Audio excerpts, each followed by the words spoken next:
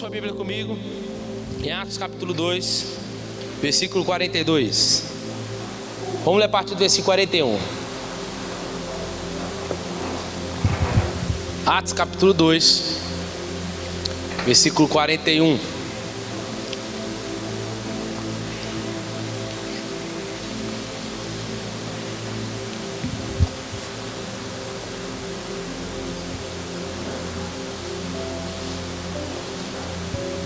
Quem encontrou?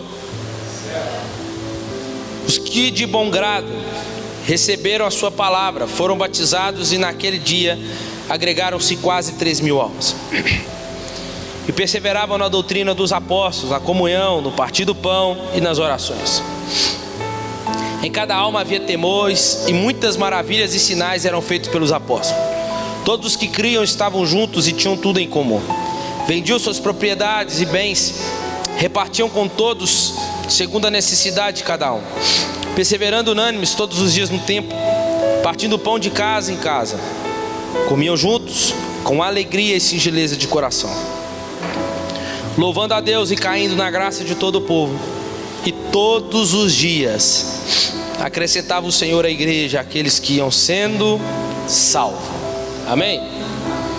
O título do sermão nessa noite que eu quero meditar com vocês é Marcas de uma igreja que tem o Espírito Santo. Amém? Irmãos, estamos diante de um dos capítulos mais lindos do livro de Atos, um dos mais pregados e também um dos mais usados em congressos, mas ele também é um dos mais distorcidos de toda a Bíblia. Mas eu não quero me ater aqui às interpretações errôneas, porque eu quero gastar tempo aqui no objetivo dessa noite. Mas uma coisa eu não posso deixar de dizer é que o Espírito Santo encheu a igreja. E a pergunta que é feita é: encheu para quê? São perguntas que nós fazemos para o texto. Por quê? Para quê? Como? Mas para que o Espírito encheu a igreja?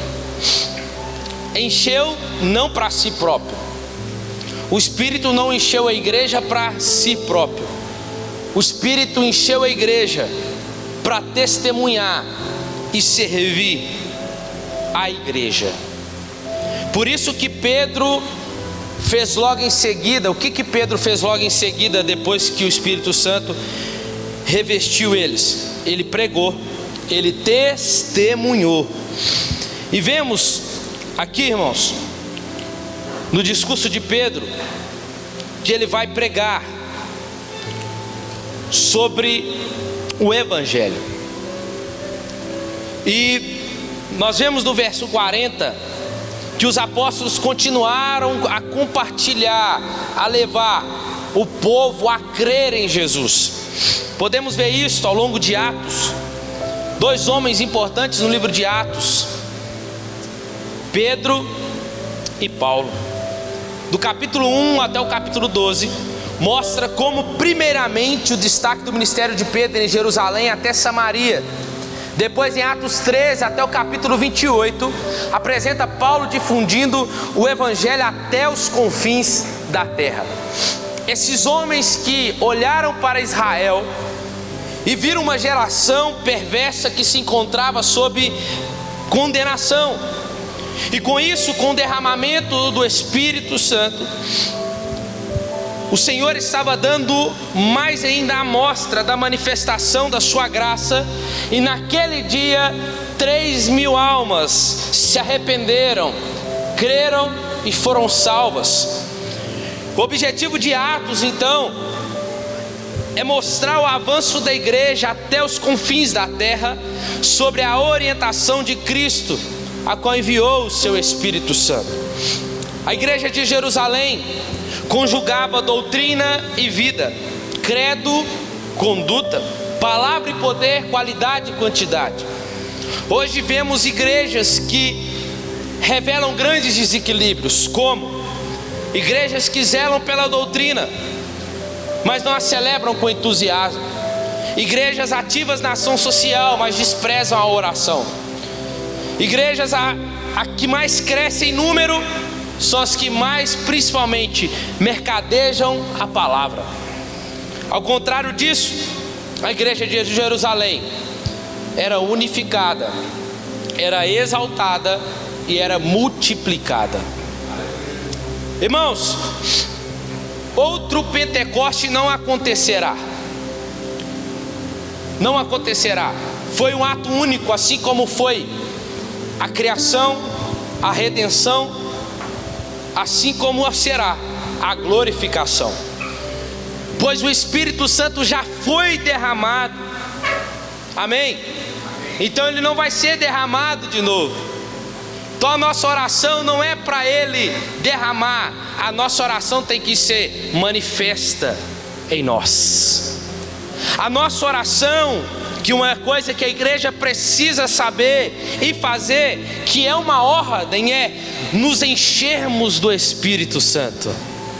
Como diz Paulo em Efésios, que não vos embriagueis com vinho, mas enchei-vos do Espírito Santo. Amém? Então, irmãos, porque precisamos desse poder, não para o ontem, mas precisamos desse poder constantemente, para servir ao Senhor com eficácia. A sua presença em nós e na igreja é o que nos capacita a cumprir a missão. Então, quando nós oramos, quando nós pedimos, nós temos que dizer: Senhor, enche-nos do Teu Espírito. E ser cheio do Espírito Santo, já disse isso aqui algumas vezes, ser cheio do Espírito Santo não é o quanto nós temos dele, porque nós não sabemos a dimensão, qual que é o limite do Espírito, para qual que nós podemos dizer: nossa, eu sou cheio do Espírito. Nós não sabemos, mas ser cheio do Espírito Santo é entender, é o quanto o Espírito de Deus tem de nós, é o quanto Ele está nos enchendo, é o quanto Ele está tendo de nós. Ser cheio do Espírito Santo é o que Paulo diz lá em Gálatas capítulo 5. Ser cheio do Espírito é ter domínio próprio. Ser cheio do Espírito é ser manso. Ser cheio do Espírito é ser longânimo, é ser bondoso, é ser manso, é ser humilde, é ser fiel, é ter alegria e paz. Você está aqui? Ser cheio do Espírito Santo, irmão, sabe por causa de quê? Porque não adianta nada a gente querer que esse Espírito manifeste em nós aqui, mas lá na nossa casa nós somos um sepulcro caiado. Nós queremos ser cheios do Espírito Santo muitas das vezes só aqui dentro, para profetizar, para falar em línguas, para ser usado nos dons, mas nós esquecemos que ser cheio do Espírito Santo tem que ser lá na nossa casa, ter domínio próprio, ser manso em casa, no nosso trabalho. E o que é isso, irmão? Ser cheio do Espírito Santo é o quanto o Espírito Santo está nos controlando. Isso é ser cheio do Espírito Santo. Amém? E aí temos algumas marcas da igreja cheia do Espírito Santo. Em primeiro lugar, que o escritor em Atos vai dizer para nós, o texto que lemos, que uma igreja cheia do Espírito Santo, ela é comprometida com a fidelidade à palavra de Deus. A igreja de Jerusalém nasceu sobre um tempo onde a verdade estava sendo pregada. A igreja, de fato, Edgar, quando a igreja começou, a igreja não começou na cruz. A igreja, o marco inicial da igreja é no Pentecostes. E a igreja então começa com o derramamento do Espírito, com a pregação cristocêntrica de Pedro e a permanência dos novos crentes dessa doutrina. A doutrina dos apóstolos é o inspirado ensino pregado oralmente naquele tempo e agora preservado no Novo Testamento. Quando diz que nós estamos na doutrina dos apóstolos, é porque eles seguiram o que Jesus ensinou. Conforme lá em João capítulo 20, Jesus vai dizer assim: ó, eu estou indo, mas o que eu vos que a missão que me foi dada, agora essa mesma missão eu vos dou. Jesus está dizendo para ele: da mesma forma que vocês viram eu fazendo, é também para vocês fazerem, é dar continuidade. E hoje nós seguimos esse ensino, essa doutrina. John Stott diz que o Espírito Santo abriu uma escola em Jerusalém. Seus professores eram os apóstolos, e havia 3.000 alunos no jardim de infância naquele tempo. O Espírito de Deus, irmãos, Uma igreja que tem a marca, que é cheia do Espírito Santo, ou que quer ser cheia do Espírito Santo, o Espírito leva ela a se submeter à palavra. E ao longo da história nós vamos ver muitos desvios da verdade, heresias da Idade Média, como o ensino sem piedade, sem a prática, o pietismo, que é a piedade sem o ensino. Nós vamos ver o movimento liberal, que é a razão acima da revelação, e o movimento mais atual, que é o movimento neopentecostal, a experiência acima da revelação das Escrituras. Irmãos, Deus tem um compromisso com a sua palavra, Ele tem zelo pela palavra, e uma igreja fiel não pode mercadejar a palavra. No versículo 37 ao 41, nós vamos ver a consequência da pregação de Pedro, irmãos. Lucas, que é o autor de Atos, ele diz que aqueles que ficaram com o coração, que ouviram a pregação, ficaram com o coração pesado. O que é isso? Significa que eles ficaram com o coração aflito, apertado com aquela mensagem. Irmãos, sermões bíblicos costumam ter esse efeito sobre quem os ouve, porque eles vão falar a mente, é verdade, mas como resultado de a mente ser persuadida e convencida, o coração parece partir aqui dentro. Isso significa o quê? Que a multidão entendeu o que Pedro pregou, por isso houve esse efeito no coração deles. Não foi qualquer mensagem, irmãos. Sabe por que Pedro estava pregando? Depois você lê lá, a partir do versículo 14 de capítulo 2. Sabe o que Pedro está pregando? Pedro está falando para eles que eles mataram Jesus, que eles são acusados de matar a Jesus. A gravidade do pecado eles receberam, eles perceberam a mensagem, a gravidade do pecado de ter matado o Cristo, o Filho de Deus.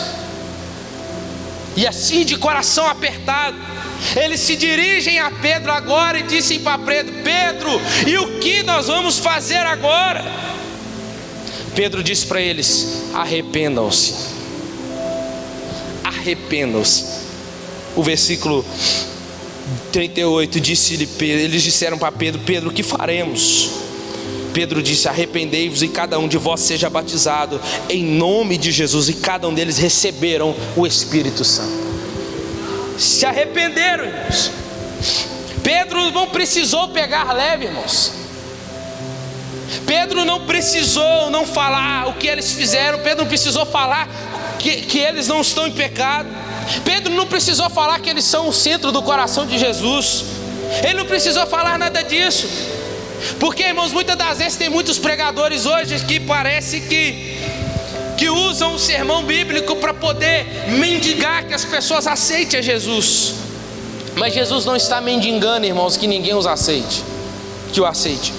Pedro não precisou apelar para os apelos emocionais. E aí esses pregadores deixam a impressão que aceitar Jesus eles estão fazendo um favor a Cristo.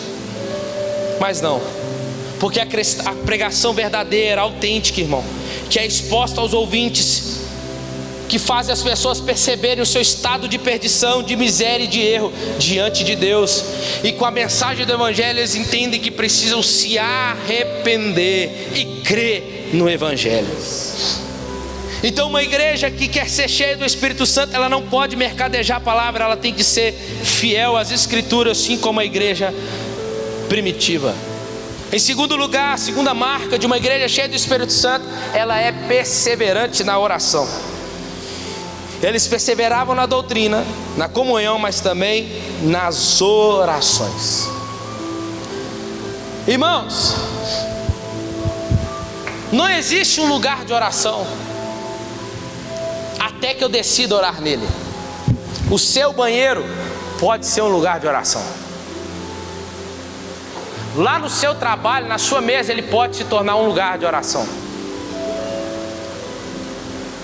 O seu quarto já tem que ser um lugar de oração, né? A sua casa, talvez se você ainda não orou lá, ela pode se tornar um lugar de oração. Porque, irmão, oração não é lugar, oração é manifestação. Oração é ambiente, ambiente não é lugar, ambiente sou eu. Eu gero esse ambiente de oração. Aonde eu eu vou, o ambiente me acompanha. Por quê? Porque eu sou esse ambiente de oração. Uma igreja cheia do Espírito Santo, ela ora com constância, com fervor. A igreja aqui está dizendo que eles não oravam de vez em quando, eles oravam perseverante. Eles oravam 3 vezes ao dia, porque não talvez só 3 vezes ao dia, mas eles iam 3 vezes ao dia ao templo, às 9 da manhã, às 3 horas da tarde e às 18 horas. Que às 6 horas para o judeu já é o outro dia. Mas eles oravam, irmãos, constantemente. Eles subiam ao templo para orar. Eles eram perseverantes na oração. Uma igreja cheia do Espírito Santo é uma igreja que ora. E a igreja de Jerusalém não apenas possuía uma boa teologia da oração, mas ela efetivamente orava. Porque quem ora, irmãos, depende de Deus. Porque essa igreja que orava, ela dependia de Deus do que dos seus próprios recursos, irmãos. Em Atos capítulo 1, versículo 14, todos unânimes perseveravam em oração. Atos capítulo 3, os líderes da igreja vão orar às 3 horas da tarde. Atos capítulo 4, versículo 31, a igreja sob perseguição, ela corre? Não. Ela foge também? Não. Ela ora. O lugar treme, o Espírito desce. Atos capítulo 6, versículo 4, a liderança entende que a sua maior prioridade agora é a oração e a palavra. Atos capítulo 9, o primeiro sinal que Deus deu a Ananias sobre a conversão de Paulo é que ele estava lá naquela casa orando. Atos capítulo 12, Paulo está preso, mas a oração incessante da igreja Pedro está preso, e a oração incessante da igreja em seu favor envia um anjo lá, porque é a oração que vai buscar o anjo, liberta Pedro, e o resultado da oração da igreja bate na porta da igreja. Atos capítulo 13, a igreja em Antioquia ora e Deus abre as portas para as missões mundiais. Atos capítulo 16, Paulo e Silas estão dentro da prisão, orando e adorando, e Deus abre as portas para a mensagem do evangelho na Europa.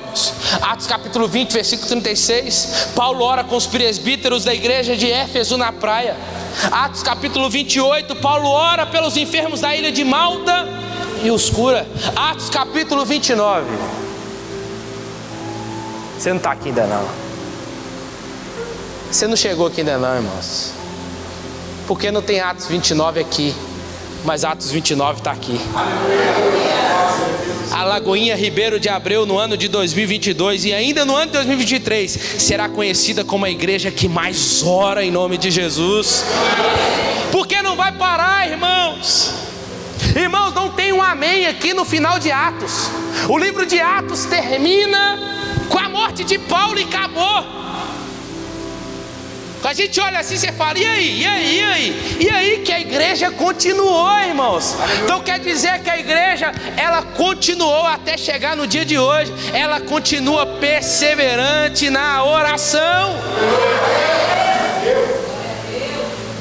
A oração era prioridade na vida dos apóstolos. Eles oraram para receber a promessa. Diante da ameaça do sinédrio, eles oram, pediram mais intrepidez para pregar. Olha aí, eles pediram mais intrepidez para pregar e o mundo foi abalado.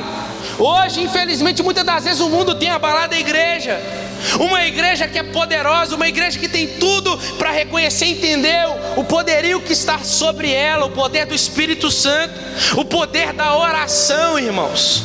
O poder da oração que pode romper barreiras, alcançar lugares. E por notícias, talvez muitas das vezes com o governo que vai chegar aí, a gente às vezes fica abalado. Mas a igreja, irmão, você acha que a igreja primitiva ficava abalada? A igreja primitiva ia para o joelho orar, diante de Constantino, diante de Nero, um dos piores imperadores que a igreja já passou. Ela continuou orando, perseverando, irmão. Independente do governo que está aí, a igreja tem que permanecer na oração.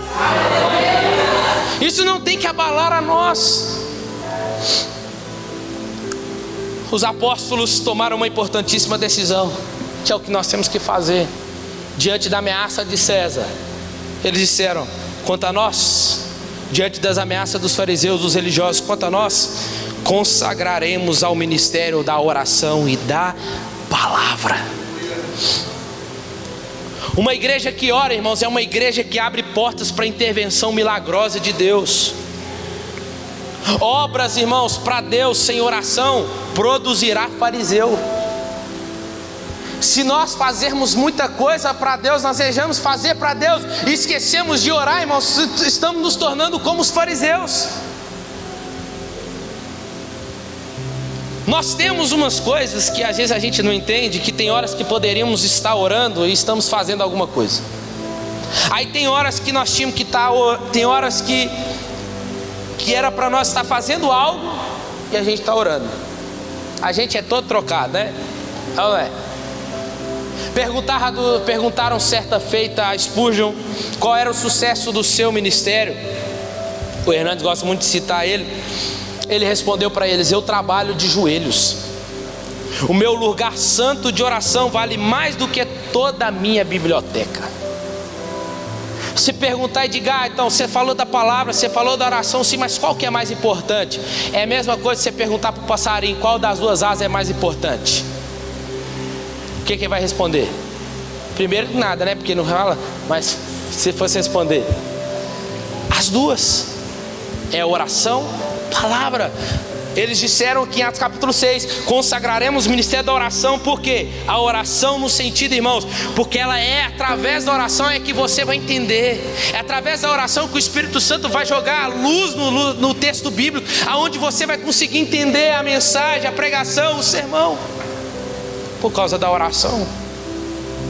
John Knox, no século XVI, ele mudou a realidade da Escócia orando. Um homem que agonizava em oração, irmãos, ele dizia assim, o seu clamor era contínuo, dizendo: Deus, nos dá a Escócia, nos dê a Escócia, Senhor, senão eu morro. Mas uma igreja cheia do Espírito Santo, a marca dela tem que ser a oração. Eu sou do tempo que a gente chegava na igreja, a primeira coisa que a gente fazia era o quê?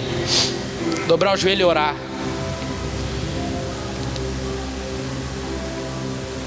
Sinal de reverência, sim, com certeza também. Mas é o tempo que a gente chegava e ia orar, irmãos. E orar até abrir o culto. Nós precisamos retornar à prática da oração, irmãos. Porque, escuta uma coisa, a Bíblia lá em Jonas capítulo 2, a Bíblia não apresenta Jonas orando em nenhum momento quando ele está fugindo. Desde o momento que ele recebe a palavra, ele só vai fugir. E quando ele cai no mar, que eles jogam ele lá para acabar com a tempestade, Deus mandou quem? O grande peixão, né? E o que Jonas vai fazer? Então escuta uma coisa que eu vou te falar aqui. Se você não está orando, Deus sabe como fazer você orar. Ele pode colocar um grande peixe atrás de você, Ele pode colocar uma tempestade, Ele pode colocar uma tribulação, para que você se volte a Ele em oração, irmãos. E aí sabe o que é lindo? Jonas ora, isso que é outra mensagem, né? Mas Jonas ora, e quando ele está orando, Deus está fazendo o quê? Movimentando o peixe. Deus está movimentando o peixe. Jonas está vendo o peixe andar. Não é melhor nadar? Não. Mas Deus está movimentando o peixe. E aí sabe o que acontece, irmãos? Que quando Jonas termina a oração, o peixe cospe Jonas para fora, Jonas cai na praia. Certo? Jonas caiu na praia e todo mundo ficou assim: uai, de onde você veio? Aí Jonas talvez ia tentar explicar: estava aqui, sumiu. Por quê, irmãos? Porque assim acontece com quem ora. Quem ora não vai chegar em lugar nenhum de paraquedas. Quem ora nunca vem por cima. Mas quem ora, não tem ninguém te vendo lá no seu quarto. Não tem ninguém te vendo quando você está na barriga do peixe chorando. Não tem ninguém te vendo quando a tribulação está te apertando, mas você está orando, perseverando a oração. E aí quando você pula: ué, mas como é que você chegou aqui? O que aconteceu com você? Porque quem ora nunca vem de cima. Quem ora sempre vem de baixo. A oração, irmãos, como diz um diácono da Assembleia de Deus, amigo meu, a oração é a chave da vitória. E é tempo de nós retornarmos à oração. Se você quer ver, esse ano de 2023 será o ano em que a igreja vai mais orar, irmãos. Pode ter certeza disso. É o tempo que nós vamos mais orar, é o tempo que nós vamos mais interceder. Mas é o tempo onde também Deus pode trazer um verdadeiro avivamento por meio de uma igreja que ora.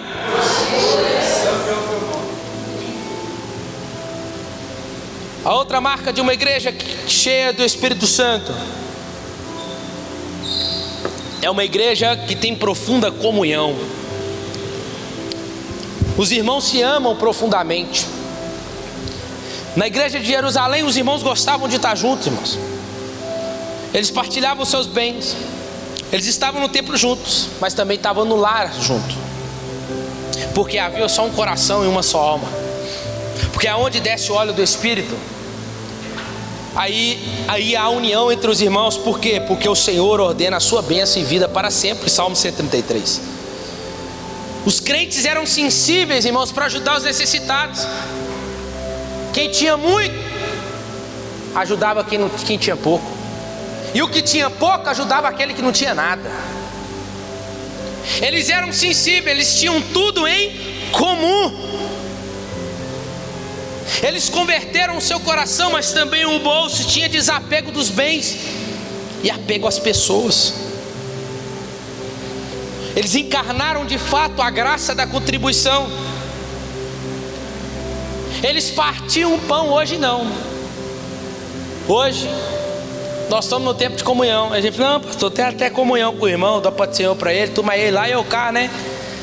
Mas a Bíblia diz que eles tinham comunhão, mas eles também partiam o pão. Aí a gente para aí, não partiu o pão. Porque não, meu pão é meu pão, o seu é seu. Mas eles partiam o pão. Não significa apenas que eles comiam juntos, mas eles tinham tudo e mostrava que eles tinham tudo em comum. Eles tinham pão e repartia com aquele que não tinha. Na hora da ceia, para trocar o cálice, a gente nunca vai trocar o cálice com quem nos feriu, ou com quem a gente feriu. A gente vai trocar com quem a gente está bem. Sim ou não? Comunhão gera vida, irmãos. Comunhão gera vida na igreja. Eu lembro até hoje, eu era líder de jovem na Assembleia de Deus, e um rapaz fez um mal a mim que eu sofri demais. Muito, mas muito mesmo. Mas, irmãos, eu lembro até hoje, não porque eu era líder, mas é porque eu queria cear. Eu queria participar desse momento. Eu peguei o cálice, fui lá e troquei com ele. Ele nem sabia que eu sabia subiar, tô brincando. Eu nem sabia que ele nem sabia que eu sabia. Cheguei e falei com ele assim, ó: eu te perdoo em nome de Jesus. Ele ficou me olhando. Acabou. Me livrei daquilo. Quando Paulo fala em 1 Coríntios capítulo 11, no contexto, versículo 23 ali, do contexto da ceia, irmão, Paulo fala sobre dois corpos ali.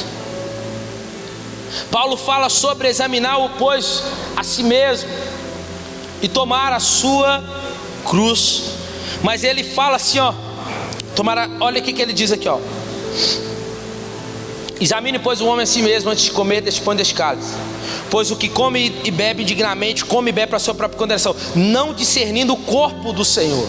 Esse corpo aqui são dois que ele está dizendo. O próprio corpo sem discernir a você mesmo, mas o corpo que é a igreja. Aquele que está comendo, está participando da ceia, com ódio do irmão, de mal do irmão, que não conversa com o irmão, está comendo e está bebendo para a própria condenação, e será culpado pelo sangue do Senhor. Não adianta eu falar assim, não, eu estou bem com Deus, está tudo de boa, o céu está aberto sobre mim. Não tem como, irmãos, porque a carta de João vai dizer assim, ó, que como você diz que ama a Deus a quem você não vê, e odeia o seu irmão a quem você não vê? Incoerente. Mas na igreja de Jerusalém, a igreja primitiva não tinha isso. Eles amavam estar junto. Se Se era no dia da ceia, uns esperavam pelos outros. Vamos cear junto, vamos dividir o pão junto, vamos trabalhar junto, vamos caminhar junto. Está faltando o que aí? Vou te ajudar. Você vai, eu vou junto com você. Uma igreja que quer ser cheia do Espírito Santo, ela tem que ter comunhão, irmãos. É esse tripé que vai divergir as outras marcas daqui a pouco aqui. Vai convergir, melhor dizendo. Então, além de nós sermos fiel à palavra e ser perseverante na oração, precisamos ter comunhão. Irmãos, é amar ser igreja, irmãos. Nós temos que amar. Como é que fica seu coração no dia de culto? Eu tenho que ir, porque eu sei que amanhã o pastor vai mandar mensagem. Você não foi. Aí tem um sincero que fala: pastor, eu fui porque eu não quis. Mas tem uns, né, que não, pastor, eu não fui porque eu não estava bem, né? Tudo bem. Mas como que fica o nosso coração, irmão, no dia de culto? Será que em todo tempo a gente está falando assim: não estou afim de hoje, mas eu vou lá, né? E aí a gente vai e vem como se fosse para cumprir um ritual, irmãos, para ver se a nossa semana fica boa, para ver se a nossa semana começa bem. Mas não, irmão, não pode ser assim. Uma igreja que quer ser cheia do Espírito Santo, essa comunhão tem que arder no coração dela, tem que amar viver isso aqui, tem que vestir a camisa de ser igreja, irmãos. Tem que amar ser igreja, tem que amar congregar, tem que amar estar na comunidade dos santos. Como eu digo que quero ser noiva, como eu digo que eu quero encontrar com o noivo, mas eu desprezo ser noiva. Você nunca vai encontrar com ele. Como eu quero encontrar com o noivo se eu desprezo viver esse tempo com a noiva? Não tem como, irmãos, viver a igreja sem ser igreja. Temos que mudar isso. Temos que mudar o nosso corpo, pedir a Deus que mude o nosso coração, converta o nosso coração e amar, vir congregar. Não vejo a hora de chegar a hora do culto, de encontrar com meu irmão, de encontrar com fulano, de encontrar com ciclano, de orar um pelos outros, de abraçar, de perguntar como é que está. Hoje não, muitos de nós entramos aqui e saímos. Prestei meu culto, tchau. Não podemos ser assim não, irmãos, porque a igreja primitiva não era assim. Eles tinham tudo em comum, repartiam com todos segundo a necessidade de cada um. Eles perseveravam sempre unânimes, irmãos. Comunhão. E aí entra a quarta marca, que é uma igreja cheia do Espírito Santo, adora a Deus com entusiasmo. Uma igreja cheia do Espírito Santo é uma igreja que canta com fervor, com louva a Deus com entusiasmo. Aí você chega aqui no culto, lá na sua casa falta só quebrar os vidros, não é? Mas aí você chega aqui para prestar um culto, aí os irmãos estão aqui, levanta a mão, dá um sorriso.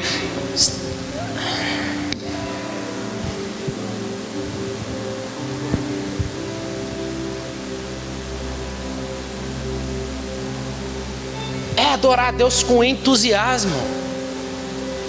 Não é esse negócio para quando o pregador fala assim: irmãos, é o momento do culto agora, esqueça os seus problemas, deixe os seus problemas lá fora. Não faça isso. Traz eles para cá, porque é aqui que você precisa apresentar eles a Deus. Aí você deixa ele lá, aí não acabar o culto, você pega ele de novo, resolve lá você. Não, traz para cá, irmãos. E aí, o que você tem que fazer? É agora, nesse momento, você fala: problemas, o meu Senhor que está aqui presente, eu vim para adorar Ele. É você adorar com entusiasmo, independente das circunstâncias, irmãos. É entender que quando a mulher samaritana, como eu disse pela manhã, a mulher samaritana, irmãos, ela estava indo buscar água, era a necessidade dela, era água. Ela foi buscar, entendendo que ela precisava de salvação, sim, claro. Mas escuta, Jesus chega para ela, Jesus começa um diálogo com ela ali sobre a água, sobre que a água que ele pode dar, nunca mais ela vai ter sede e tal. Depois que Jesus se revela para ela, ela entende que ele é o Messias. E o que ela quer fazer? A primeira coisa, ela entrega aquilo que era necessidade dela, o cântaro. Ela entrega, pode ler o texto lá, ó. Ela entrega na mão de Jesus. E ela vai para a cidade de Samaria pregar, anunciar que o Messias encontrou com ela. O que é isso, irmãos?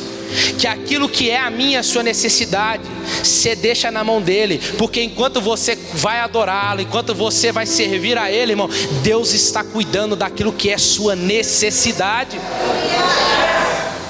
Então quando você adentrar aqui, se você ama esse lugar, se você ama estar na presença dos irmãos, irmãos, adora ao Senhor, irmãos, como se você conseguisse romper os céus, em adoração, com fervor, de levantar as mãos mesmos, de adorar como se fosse o seu último dia de adoração, de orar como se fosse a última oração que você pudesse fazer. É como disse o Gerson aqui, não é rasgar as suas vestes, mas é rasgar o seu coração diante do Senhor. Independente de se ter olhando, não, hoje minha maquiagem, posso chorar não. Antigamente, irmão, ó, chegava com a chapinha tudo, depois do culto tinha nem chapinha mais. Por quê? Porque ninguém estava nem aí que os outros iam pensar, porque queria adorar a Deus com fervor, em adoração, eles estavam diante de Deus. Porque o culto, irmãos, tem que ser esse deleite, tem que ser esse prazer. A igreja de Jerusalém amava a casa de Deus. Uma igreja viva tem alegria de estar na casa para adorar. Então quando estiver aqui cantando, louvando, louva junto mesmo, canta junto mesmo, levanta a mão quando eu pedir para bater a palma, bate, se pedir para pular, pula, mas faz, irmãos, reage. A comunhão no templo é uma das marcas da igreja ao longo dos séculos. O louvor da igreja era constante. Uma igreja alegre canta, e quem canta os seus males espanta, não é assim que fala? Os muçulmanos, irmãos, têm 1 bilhão de adeptos no mundo, mas eles não cantam. Sabia? Eles não cantam. Uma igreja viva tem um louvor fervoroso, contagiante, restaurador, sincero e verdadeiro. Já vi tantas pessoas entrar aqui, ó, começa o louvor e chora, se derrama. Você tem toda a liberdade, meu Deus, você não precisa ficar esperando o pastor vir aqui, ó, um dos obreiros chegar aqui e falar para você ajoelhar. Não. Você pode ajoelhar, você pode deitar no chão, pode chorar, se é para o Senhor, amém. Uma igreja viva tem esse louvor fervoroso, contagia os outros. Louvor que agrada a Deus tem origem no próprio Deus, e tem como propósito dele exaltá-lo, tem como resultado o quebrantamento dos corações.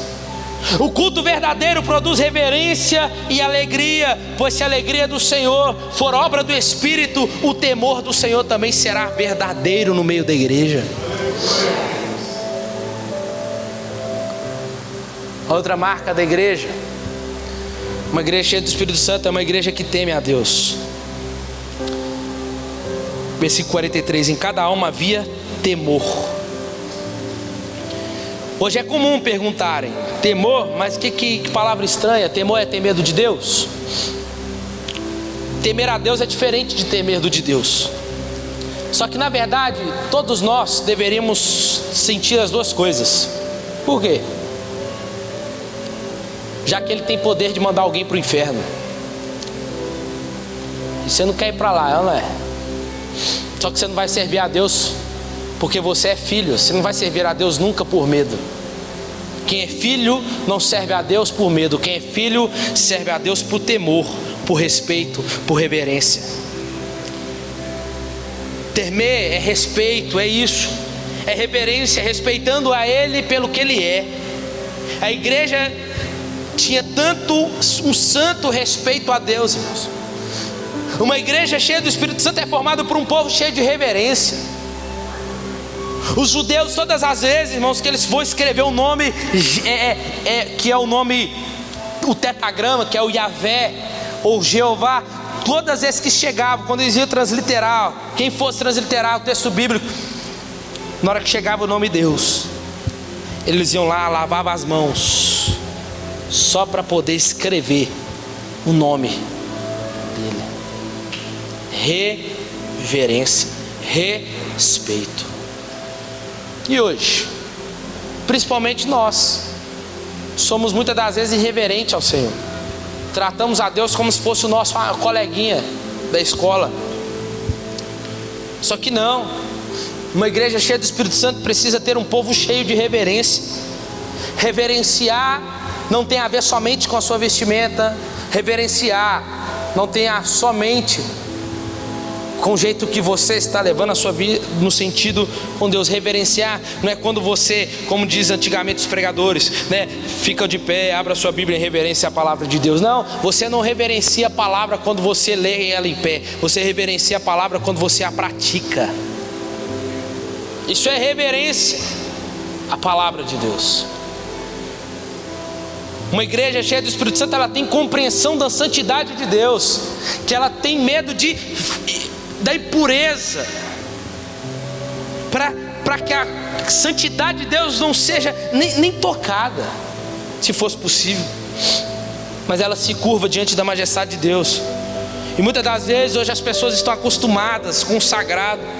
Há uma banalização do sagrado, irmãos. É a mesma coisa da igreja vamos falar assim, do povo de Cafarnaum. Cafarnaum foi a cidade que Jesus mais fez milagre no seu ministério terreno. Sabe o que aconteceu? Certa vez, Jesus está andando pela cidade e a mãe ouve um barulho lá do fundo, conjecturando aqui, vem lá do fundo e fala assim: ô filho, olha lá na janela, o que aconteceu, que é barulhada lá na rua? E o menino grita: ô mãe, é Jesus, é só Jesus que está passando aqui. Ah, não, então tá bom. E continuava fazendo seus afazeres. É se acostumar demais, irmãos. A gente se acostuma demais que esquece do temor, da reverência a Ele. Aí há uma saturação, uma banalização das coisas de Deus. Mas quem conhece a santidade de Deus não brinca com as coisas de Deus. Sim ou não? Então uma igreja cheia do Espírito Santo, ela teme a Deus. Mas para isso, irmãos, que a outra marca, uma igreja que é fiel à palavra, uma igreja que é perseverante na oração, uma igreja que tem comunhão, uma igreja que adora com entusiasmo, irmãos, ela é uma igreja que a outra marca e última, é uma igreja, penúltima, é uma igreja que experimenta os milagres de Deus. Você crê em milagre? Amém? Olha o versículo 43. Porque havia temor, irmãos, e muitas maravilhas e sinais eram feitas pelos apóstolos. A igreja de Jerusalém era reverente, mas ela era receptiva ao agir de Deus. Ela tinha a agenda aberta para as soberanas intervenções do Senhor. Ela acreditava nos milagres de Deus. E a manifestação extraordinária de Deus estava presente na vida da igreja. Atos capítulo 3. Paralítico na porta formosa. O que acontece? Dá uma moeda aí. Não tem não, mas o que eu tenho eu te dou. Em nome de Jesus, levanta e anda. Escuta, irmãos. Mas antes disso, Pedro e João chamaram a atenção do paralítico, dizendo assim: olhe para nós. Será que hoje a igreja brasileira, nós, Lagoa em Ribeiro, podemos dizer para as pessoas hoje, será que elas podem esperar algo de nós? Porque a gente tem mania de fazer, olha para Deus, irmãos, olha para Deus.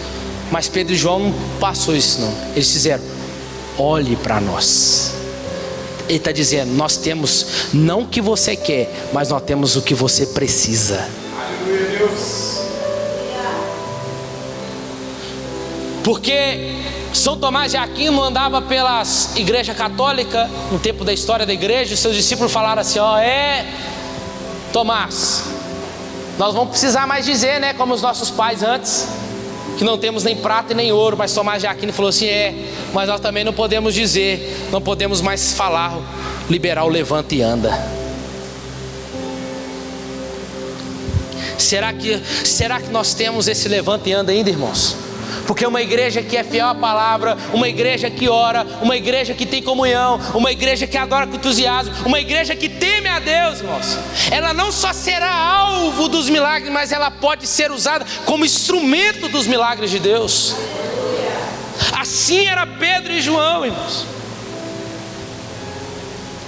Capítulo 4, o lugar onde a igreja ora treme. Atos capítulo 5, muitos sinais e prodígios são efetuados. Atos capítulo 8, Filipe realiza sinais em Samaria. Atos capítulo 9, a conversão de Saulo é seguida da sua cura. Atos capítulo 16, ocorre um terremoto em Filipos. Atos capítulo 19, pelas mãos de Paulo Deus fazia milagre. Atos capítulo 28, 8 e 9, Deus cura os enfermos de Malta pela oração de Paulo. E Atos 29.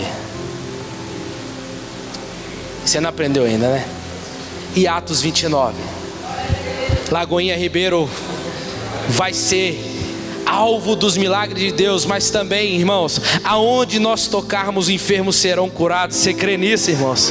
Em nome de Jesus. Quando você sair pelas ruas testemunhando do evangelho, pessoas entregarão a vida para Jesus, irmãos. A pessoa vai chegar diante de você e falar que está com uma dor de cabeça, você vai orar por ela, ela vai ser curada.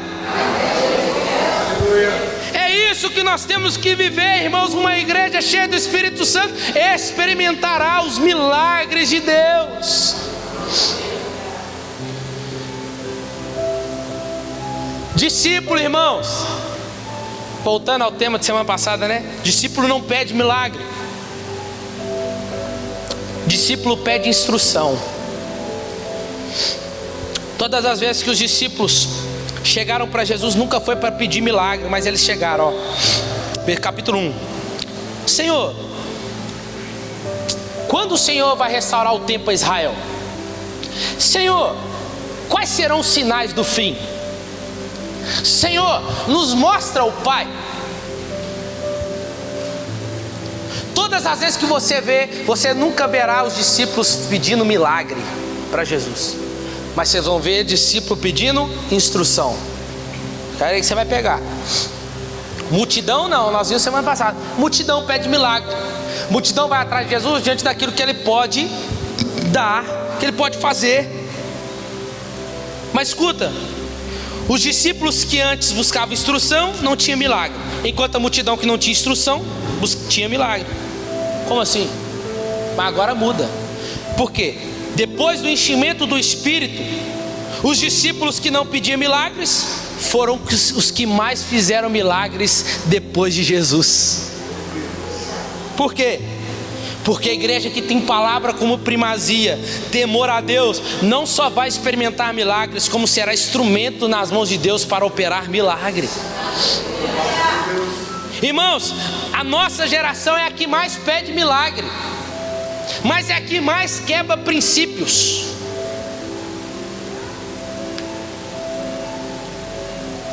Sexo antes do casamento, não tem problema não. Aí fica pedindo milagre, não é? A nossa geração é assim, pede, pede, pede, mas na hora de obedecer não obedece. Quem pratica princípio, irmãos, não vive atrás de milagre, ele só colhe. Quem obedece, quem pratica princípio, quem obedece a palavra, não precisa ficar pedindo, irmãos, ele vai colher milagre. Assim eram os discípulos. Pedro talvez está andando no dia normal, mas a sombra dele curou.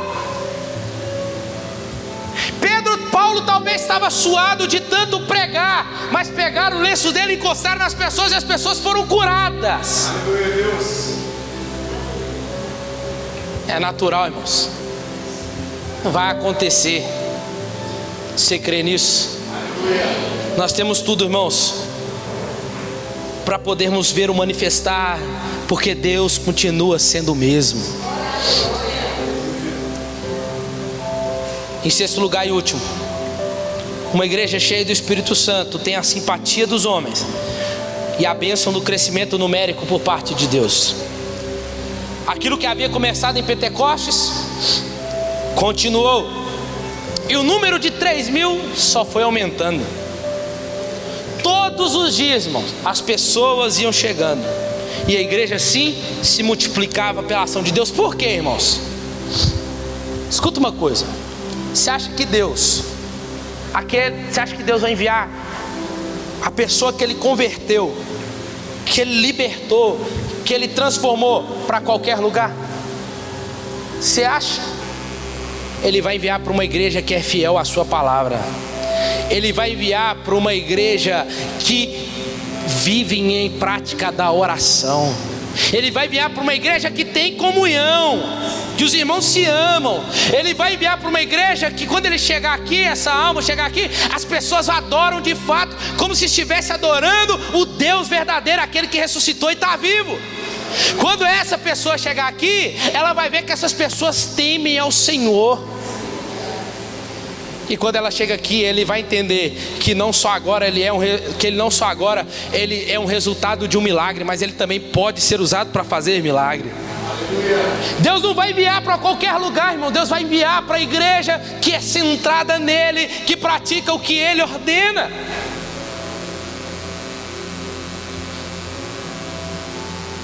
As portas estão abertas para a Lagoinha Ribeira, amém?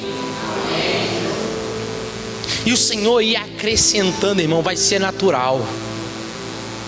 Não vai precisar forçar a barra. Você vai pregar o evangelho, nós vamos sair, vai anunciar, cela vai ser aberta e as pessoas vão chegar. Vai acontecer, irmãos. Essa igreja aqui era simpática, era amável, as pessoas caíam, os discípulos caíam na graça de todo o povo. É uma igreja que era sal, era luz, era a boca de Deus. É uma igreja que tem qualidade, mas também tem quantidade. Ela cresce para o alto, mas também cresce para os lados. Ela mostra a vida, ela mostra o caráter, mas também os números acompanham. A igreja de Jerusalém produziu impacto na sociedade. Isso aqui que eu quero frisar agora. A igreja de Jerusalém, irmãos, produziu impacto na sociedade por causa do seu estilo de vida. Era uma igreja comprometida com a verdade, mas não legalista. Era uma igreja santa, mas não era farisaica. Era uma igreja piedosa, mas não era totalmente santa. Tinha os seus erros, tinha os seus problemas. Os crentes lá eram alegres, irmãos. Os crentes lá riam um pro outro. Diferente daqui. Deixa eu ver, dá um sorriso pro seu irmão aí.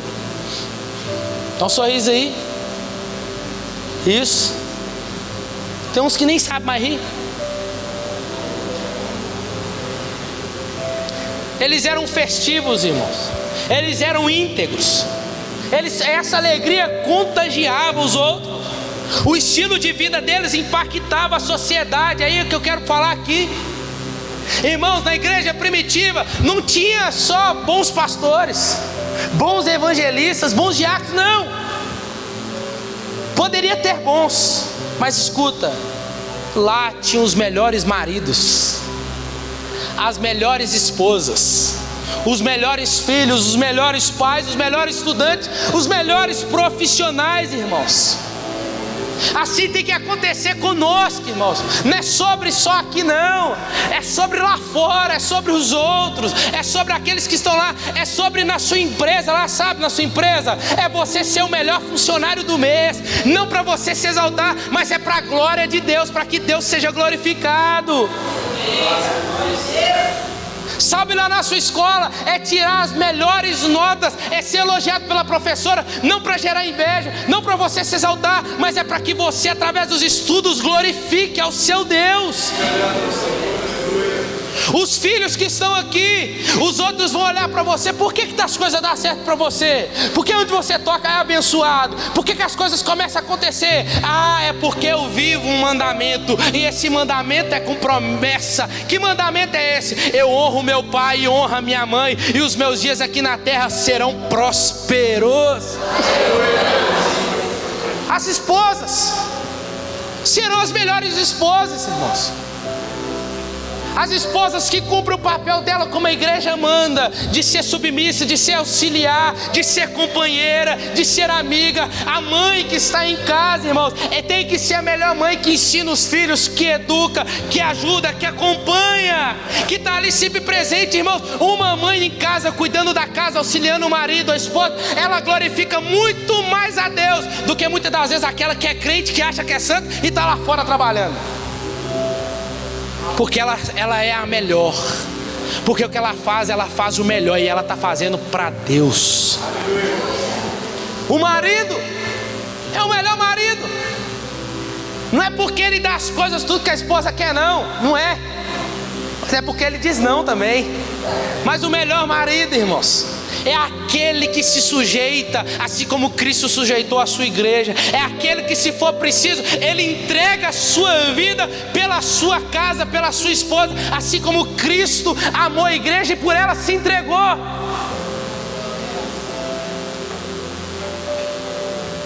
É isso que nós devemos ser, irmãos. Que a nossa casa, que a nossa igreja Lagoinha Ribeiro de Abreu venha ter os melhores profissionais, amém? Que venha ter os melhores maridos, as melhores esposas, os melhores filhos, irmãos. Que os pais lá fora vão chegar para vocês: qual que é o código, qual que é a regrinha que você usa, o que você faz? Eu temo a Deus acima de todas as coisas, eu honro ao Senhor, eu sirvo a Ele e busco glorificar Ele. Aleluia! É isso que nós devemos procurar, irmãos. Porque senão a gente fica muito aqui na caixinha, preso aqui, a gente só quer fazer aqui. Não, irmãos, lá os nossos filhos serão os melhores médicos, serão os melhores advogados, vão honrar o Senhor aonde estiver. O resultado da qualidade gera quantidade. Deus mesmo acrescentava a essa igreja, irmãos. É por isso que quando os meninos vão fazer Enem como hoje, eu falo: vai mesmo, que Deus te abençoe, estude. Por isso que eu falo para eles: você está fazendo o quê? Põe os meninos para frente, vai estudar, vai fazer uma faculdade. Não fica preso só aqui não. Se o Senhor quiser você preso aqui, Ele vai fazer tudo convergir para te deixar aqui, servindo aqui. Mas enquanto não, vai tirar sua carteira, vai estudar, vai fazer um curso de inglês, vai poder buscar se profissionalizar, vai ser alguém, vai glorificar Jesus lá fora, vai fazer diferença.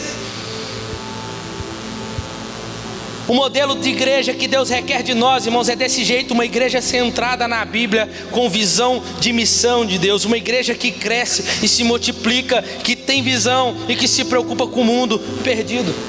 Nós não podemos, isso aqui é uma fala do Hernandes Lopes, nós temos que correr desses dois extremos. Qual que é? Numerolatria, que chega até mercadejar, mudar um pouco, para as pessoas virem se encaixar a nós. Não, nós não podemos ter essa busca, mas também nem ter numerofobia, o medo de crescer, ter medo de números, de forma nenhuma. Temos que gerar qualidade. É por isso que eu estou falando nessa noite aqui, irmãos. Temos que buscar ser essa igreja com qualidade, porque Deus vai acrescentar os que vão ser salvos. A igreja crescia em números, a igreja crescia diariamente por adição de vidas salvas. Em Atos capítulo 1, versículo 15, 120 membros. Atos 2, 41, 3 mil. Atos 4, 5 mil. Atos 5, 14, já não é possível mais contar, uma multidão começa a seguir agora. Atos 6, agora não é a igreja que cresce, agora os discípulos começam a ser multiplicados, glória a Deus. Atos capítulo 9, versículo 31, a igreja se expande, agora não fica só em Jerusalém, agora ela vai para Judeia, Galileia e Samaria. Atos capítulo 16, igrejas são estabelecidas e fortalecidas agora no mundo inteiro, e Atos está aqui para contar. E Atos 29, Lagoinha Ribeiro vai crescer em nome de Jesus, vai multiplicar. Você crê nisso, meu irmão? Vai multiplicar, vai estender, portas serão abertas, nós cremos isso. Seremos alvo dia após dia do crescimento do Senhor. Nós vamos orar: Senhor, a seara pode até ser grande, mas aqui estão os ceifeiros que são poucos. Eu quero que o Senhor multiplica, eu quero que o Senhor faça crescer. É tempo de nós batermos a mão no peito, irmãos, e falar: Senhor, eis-me aqui, usa-me. Eu quero fazer, eu quero ir. Irmãos, e tudo isso aqui, eles não faziam só nos dias de culto. Essas marcas não era só, acompanhavam só nos dias de culto deles, mas eles se encontravam diariamente, cuidavam dos outros diariamente, ganhava almas diariamente. Só pra gente fechar aqui, ontem eu estava cortando cabelo com meu irmão, cortando cabelo com ele lá, Ele é novo, né? Ele tá na vida meio torta lá, o Arthur. Aí, cortando lá sentado, ele vem aquele tanto de menino lá, cabelo pintado, pinção, isso aqui, tem esquisita. Hoje vai ter baile, hoje tem resenha, tá, achando nananã, né? Aí eu virei a cadeira e falei assim, não, toda vez que eu venho cá, eu fico só ouvindo se me falar, hoje eu vou deixar não. Eu falei, quantos você tem? 22, e você? 23, e você? 22. Falei assim, deixa eu falar pra vocês uma coisa. Que vida é essa que vocês estão levando? Uma vida totalmente sem propósito? Vocês estão vivendo pra quê? Só pra isso? Você já formou? Você terminou seus estudos? Não, estou terminando ainda, mas vou na escola de vez em quando. Eu falei, deixa eu falar para você uma coisa. E aí eu falei com ele assim, e Jesus, você conhece Jesus? Eu falei, vocês têm que parar, vocês têm que ir para a igreja, senhor. Vocês têm que tomar vergonha na cara. Eu falei, de jeito. Vocês têm que ir para a igreja. Não, mas eu ia na igreja antes porque minha mãe me obrigava. Falei assim, então agora você vai porque você quer.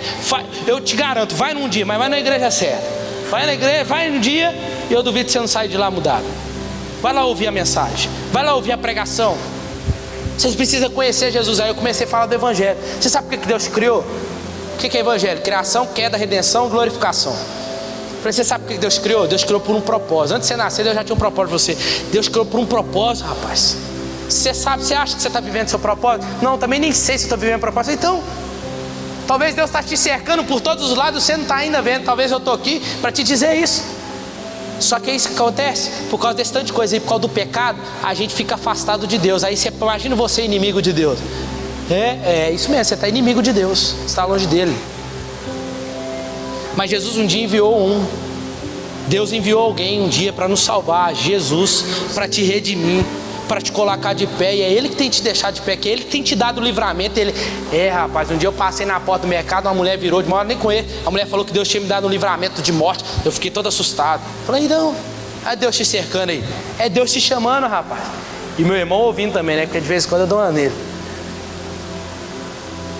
Irmãos, é pregar o evangelho diariamente. Vai comprar o pão, na hora que você vai pagar a meia do caixa, assim, quanto que é esse pão? Quanto que deu? R$5 então. O pão que eu posso te oferecer não tem preço. Faz igual Jesus, né? Quando você vai segurando o dinheiro, o cartão está passando, não, você tira o cartão da... Vai falar diariamente, irmãos.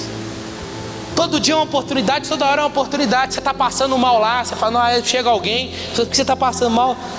Nada não, mas aqui, hoje eu estou passando mal, precisando... Eu estou orando aqui a Jesus, mas aqui, você sabe que você conhece Jesus? Não? Então Jesus veio para você. Eu posso estar passando mal aqui, mas você pode estar diante dele doente. E Ele quer te curar. Aí você começa, acabou. Começa a falar. Antes eu brincava, né? Falei, que time você torce? O Cruzeiro, eu sou cruzeirense. Falei, então, sua vida pode estar igual a do Cruzeiro lá embaixo. Né? Aí você vai, você entra, mergulha. Irmãos, temos que ter esse estilo de vida, temos que viver, temos que ser igreja. Isso era a vida da igreja. As pessoas têm que ver isso em nós, essa vivência, esse estilo de vida em nós. Somos Atos 29, meus irmãos. O Deus da igreja não mudou, e a igreja não pode mudar, nem tampouco para pior. Ela tem que sempre buscar melhorar, porque o dono dela continua sendo o mesmo. Então a noiva não pode mudar. Assim como o Deus da igreja não mudou, a igreja também não vai mudar como a igreja primitiva. Teremos os melhores maridos, os melhores esposos, os melhores filhos, os melhores pais, os melhores estudantes, os melhores profissionais, irmãos, porque a qualidade vai gerar quantidade, irmãos. Nós vamos impactar a nossa comunidade, amém? Nós vamos ser igreja de fato, irmão, porque antes de nós buscarmos ter os benefícios da igreja, nós temos que buscar ser igreja. E como eu disse, Atos não tem final, não tem um amém lá. Porque o amém diz que a obra de Atos não terminou. Por quê? Pois a igreja continua aqui. E a obra não vai parar até Jesus voltar. E quando Ele voltar, levar a sua igreja, aí sim, está lá em Atos Apocalipse 22. Amém. Está consumado.